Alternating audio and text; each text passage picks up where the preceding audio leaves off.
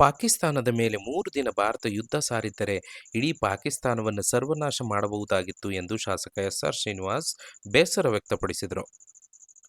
ತಾಲೂಕಿನ ಜ್ಯೋತಿನಗರ, ಕಡೇಪಾಳ್ಯ, ಚಿಕ್ಕೋನಹಳ್ಳಿ, ನಡುವಲಪಾಳ್ಯ, ಕಡೇಕೋಡಿಪಾಳ್ಯ ಗ್ರಾಮಗಳಲ್ಲಿ ರಸ್ತೆ ಕಾಮಗಾರಿಗೆ ಗುದ್ದಲಿ ಪೂಜೆ ನೆರವೇರಿಸಿ ಮಾತನಾಡಿದ ಅವರು, ನಮ್ಮ ಸೈನಿಕರು ಎದೆಗುಂದದೆ ಪಾಕಿಸ್ತಾನದ ವಿರುದ್ಧ ಹೋರಾಟಕ್ಕೆ ನಿಂತಾಗ ಕದನ ವಿರಾಮವನ್ನು ಮಾಡಿದ್ದು ಬೇಸರ ತಂದಿದೆ ಎಂದರು. ಟ್ರಂಪ್ ಹೇಳಿದ್ರು ಅಂತ ಹೇಳ್ಬಿಟ್ಟು ಯುದ್ಧ ನಿಲ್ಲಿಸ್ಬಿಟ್ರೆ ಟ್ರಂಪ್ ಇಲ್ಲಿ ಸತ್ತೋಗಿರ್ತಕ್ಕಂಥ ಮಾಂಗಲ್ಯ ಹೋಯ್ತಲ್ಲ, ಅವ್ರಿಗೇನಾರು ಅವ್ರ ರಕ್ಷಣೆ ಕೊಡೋಕ್ಕಾಗುತ್ತೆ? ಅದನ್ನು ಆಗಿದ್ದು ನಮಗೆ ನಾವು ಅದ್ರ ಬಗ್ಗೆ ಪ್ರತಿಕಾರ ತೀರಿಸ್ಕೊಬೇಕಾಗುತ್ತೆ. ನಾವು ಇಂಡಿಯನ್ಸು ನಾವು ಪ್ರತಿಕಾರ ತೀರಿಸ್ಕೊಬೇಕಾಯ್ತು. ಮತ್ತೊಮ್ಮೆ ತಿರುಗಿ ನೋಡಿ ಒಳ್ಳೆಯ ಅವಕಾಶ ಇತ್ತು. ನಮ್ಮ ಸೈನ್ಯ ಒಳ್ಳೆಯ ನಿಟ್ಟಿನಲ್ಲಿ ಕಾರ್ಯಪ್ರವೃತ್ತರಾಗಿದ್ದರು. ಒಳ್ಳೆಯ ಅವಕಾಶ ಇದ್ದಿದ್ದ ಅವಕಾಶವನ್ನು ವಂಚಿತರಾದರು ಅನ್ನೋದಷ್ಟೇ.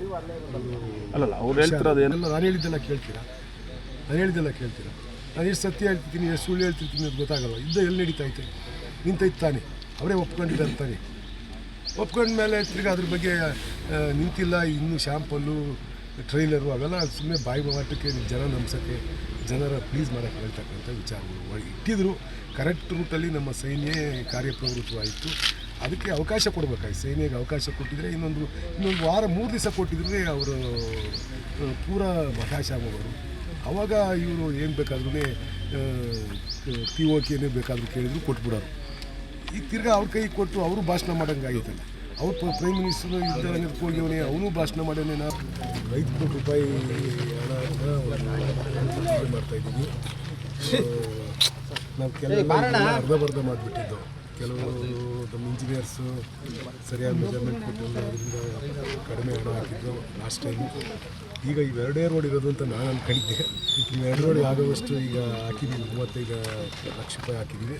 ಪಕ್ಕದಾಗ ಇನ್ನೂ ರೋಡ್ ಇದೆ ಅಂತ ಹೇಳ್ತಾವ್ರೆ. ಅದರಿಂದ ಇಂಜಿನಿಯರ್ಗೆ ಸರ್ವೆ ಮಾಡ್ಕೊಂಬರೋಕ್ಕೆ ಹೇಳಿದ್ದೀನಿ. ಅದನ್ನು ಪೂರ ಎಷ್ಟಾಯಿತು ಅಷ್ಟು ಕೂಡ ಹಾಕ್ಕೊಡ್ತಕ್ಕಂಥದ್ದು ಮಾಡ್ತೀವಿ. ಇವತ್ತು ಇದು ನಡಿಮಪಾಳ್ಯ, ಗಂಟೆಪಾಳ್ಯ ಮತ್ತು ಜ್ಯೋತಿನಗರ, ಚಿಕ್ಕನಹಳ್ಳಿ, ಆಮೇಲೆ ಕಡೆಕೋಡಿಪಾಳ್ಯ ಇಷ್ಟು ಇವತ್ತು ಗುದ್ದಿ ಪೂಜೆ ಮಾಡ್ತಾಯಿದ್ದೀವಿ. 1,85 ಲಕ್ಷಕ್ಕೆ. ಇನ್ನು ಮಿಕ್ಕಿದ್ದು ನಾಳೆ ನಾಡ್ದು ಸಮಯ ಸಿಕ್ಕಿದಾಗ ಇನ್ನು ನಿಟ್ಟೂರಾಗ 50 ಲಕ್ಷ ಹಾಕಿದ್ದೀನಿ. ಟ್ಯಾಕ್ಟೂರ್ಗೆ 40 ಲಕ್ಷ ಹಾಕಿದ್ದೀನಿ. 90 ಲಕ್ಷ ಹಾಕಿದ್ದೀನಿ. 1 ಕೋಟಿ ರೂಪಾಯಿ ಹಾಕಿದ್ದೀವಿ. ಇವೆಲ್ಲವೂ ಈಗ ನೆಕ್ಸ್ಟ್ ಪೂಜೆ ಮಾಡಿಸ್ತೀವಿ. ಮತ್ತು ಈಗ ಎತ್ತಿನ ಹೊಳೆ ಸುಮಾರು 30 ಕೋಟಿ ರೂಪಾಯಿ ಹಾಕ್ತಾಯಿದ್ದೀನಿ. 30 ಕೋಟಿ ರೂಪಾಯಿ ರಸ್ತೆಗೆ ನಮ್ಮವು.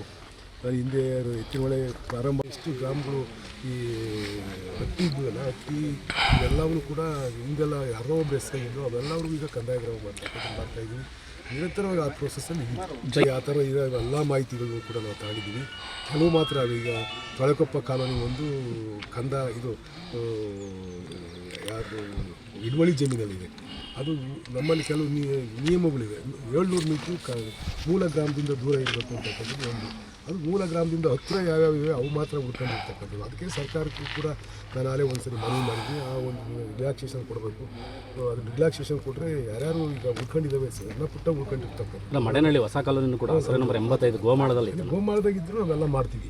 ಗೋಮಾಳದಾಗಿರೋಕ್ಕೆ ಏನು ತೊಂದರೆ ಇಲ್ಲ. ಗೋಮಾಳದಾಗಿರೋಕ್ಕೂ ಕೂಡ ಮಾಡ್ತೀವಿ. ಆದರೆ ಮೂಲ ಗ್ರಾಮದಿಂದ 700 ಮೀಟ್ರ್ ದೂರ ಇರಬೇಕು ಅನ್ನೋದು ಒಂದು ಸರ್ಕಾರದ ನಿಬಂಧನೆ ಆಗಿರ್ತಕ್ಕಂಥದ್ದು. ಆ ಒಂದು ನಿಬಂಧನೆಯನ್ನು ಸಡಿಲಗೊಳಿಸತಕ್ಕಂಥದ್ದಕ್ಕೆ ನಾನು ಮುಖ್ಯಮಂತ್ರಿಗಳಿಗೆ ಲೆಟರ್ ಕೂಡ ಕೊಟ್ಟಿದ್ದೀನಿ.